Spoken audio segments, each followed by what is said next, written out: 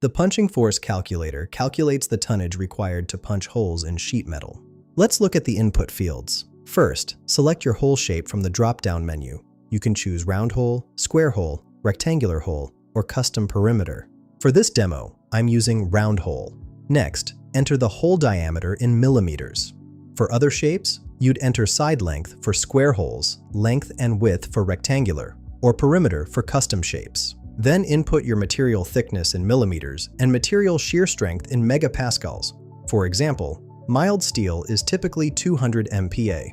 Here's a worked example. I'll enter 10 millimeters for hole diameter, 10 millimeters for material thickness, and 10 MPa for material shear strength. After clicking Calculate Punching Force, we get 3 results. The perimeter equals 31.42 millimeters. That's the circumference of our round hole.